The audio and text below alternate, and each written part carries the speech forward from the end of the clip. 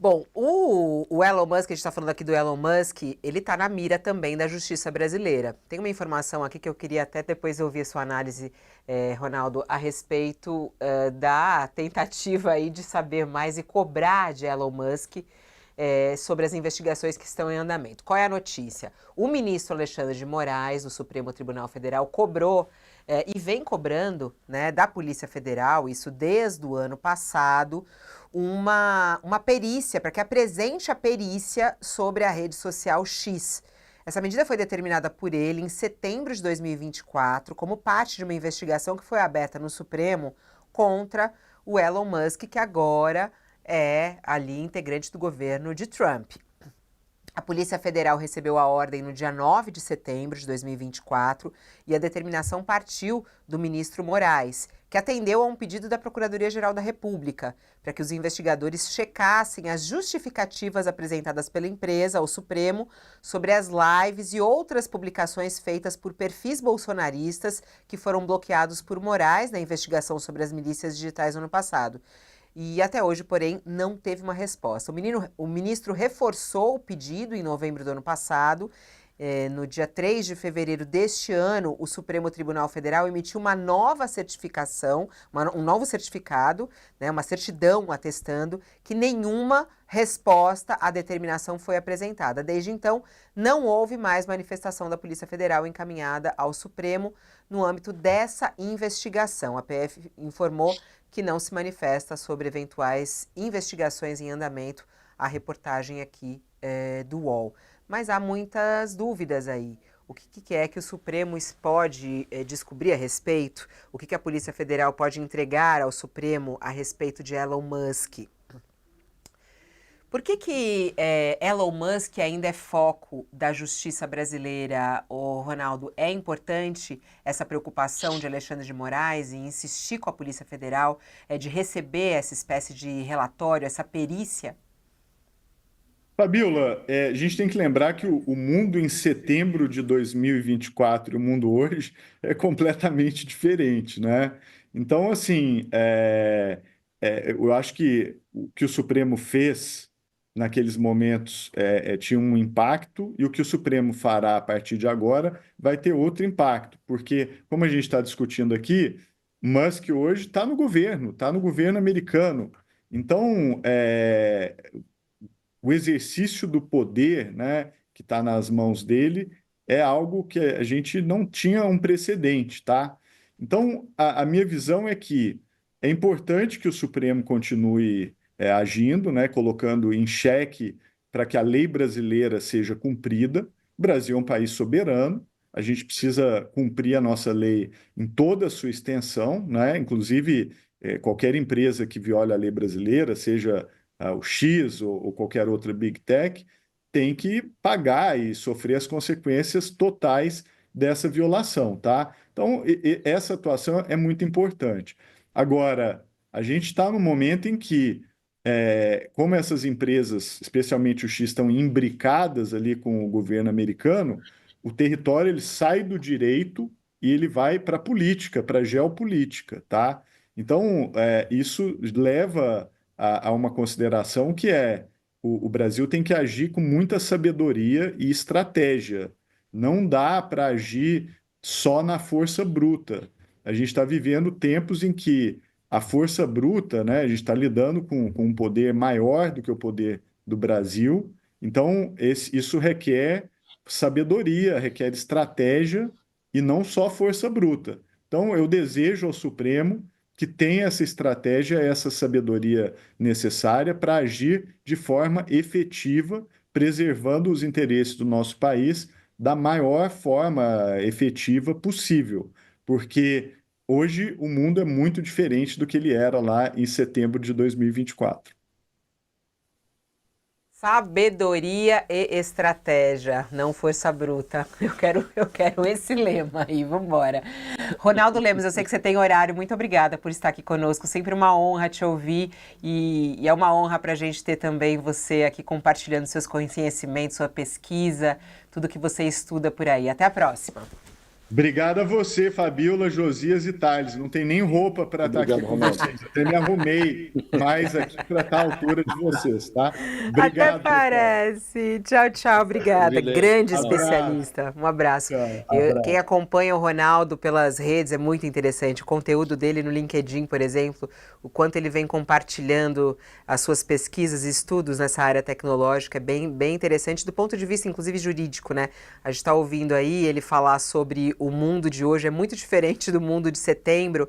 Ô Josias, e isso é uma coisa interessante que ele falou agora, né? Sabedoria, estratégia, e não apenas por parte do governo federal, como ele está dizendo aí, se o governo optar por essa taxação em empresas de tecnologia, que isso pode ser um problema para o consumidor, isso pode ser um erro do governo brasileiro, dependendo do que ele vai anunciar, né? Trazendo uma retaliação ainda mais maior. Tem também esse ponto de vista jurídico, quando a gente traz essa informação de que Moraes está cobrando da Polícia Federal algo contra a Elon Musk, ou uma análise mais precisa, isso pode ser também algo muito perigoso. Como é que você vê esse papel do judiciário, até mesmo de Alexandre de Moraes, em relação a Elon Musk, Josias? Aqui, o Alexandre de Moraes, quando o Elon Musk desafiou a justiça brasileira, se recusando a indicar representantes no Brasil que fossem aptos a receber intimações judiciais, ele efetivamente, o Musk desafiou a justiça brasileira, e era preciso que a justiça brasileira agisse à altura, porque não é possível que uma empresa opere no país sem se sujeitar à legislação nacional.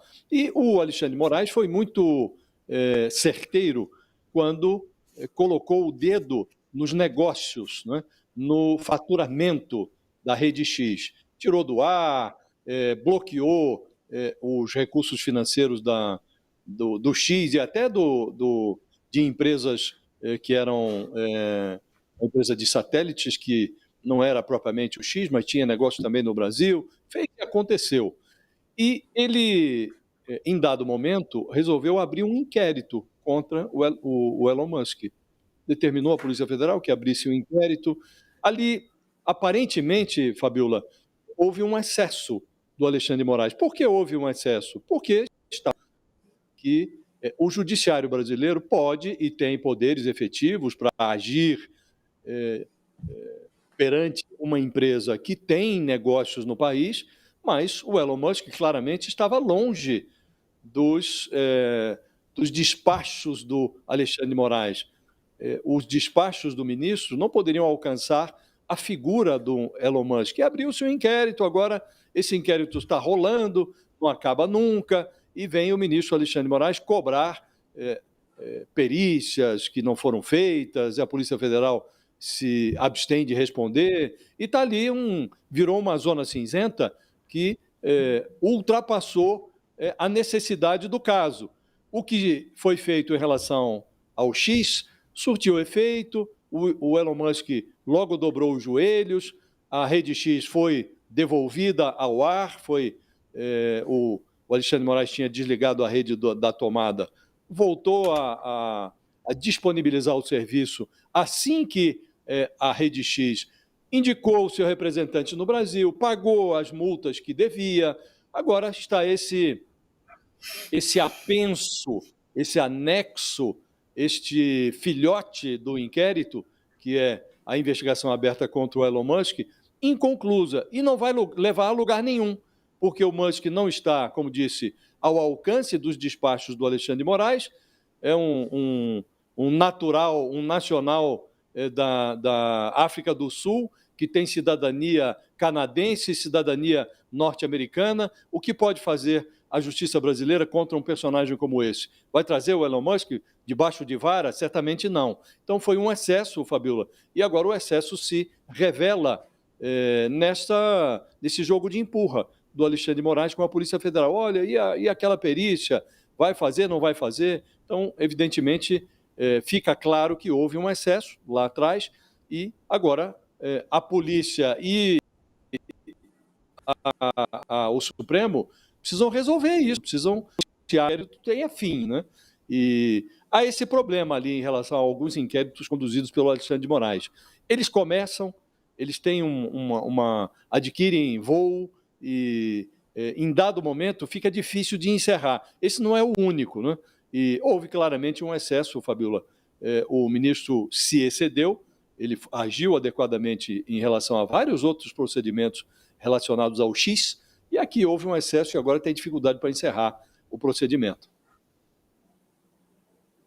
Para quem está conosco na TV, vamos a mais um intervalo para quem está conosco na TV e voltamos em instantes.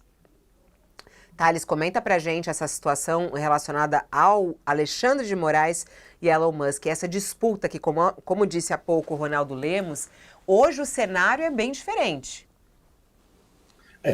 Primeiro é muito curioso ele dizer que hoje o cenário é muito diferente de setembro passado, né? Quer dizer, o mundo mudou muito em tão pouco tempo, né? É isso que as novas tecnologias, as big techs, a internet, as redes sociais, isso que foi provocado por esse novo mundo, né?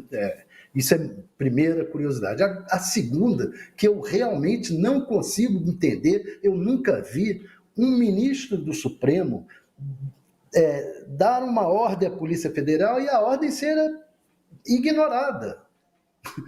O que está por trás disso? Como pode a Polícia Federal ignorar uma ordem do ministro Supremo? Ou esse ministro deu uma ordem absolutamente estapafúrdia e daí a Polícia Federal? Ou tem alguma coisa por trás disso? Algum bicho por trás desse matagal aí? Está muito estranha essa história da Polícia Federal não dar resposta ao ministro do Supremo Tribunal Federal. E também, por outro lado, está na hora de as coisas começarem a chegar ao final das apurações, ao final dos inquéritos. É preciso que o Procurador-Geral da República, por exemplo, termine logo a questão do inquérito do golpe de Estado e a gente começar a entrar na normalidade judicial. Tocar a vida, né, Thales? Seguir adiante. Meu Deus do céu, não dá mais para viver do passado dessa maneira, é isso mesmo? Estamos falando sobre a grande notícia do dia, a ameaça de Donald Trump de taxar o aço brasileiro.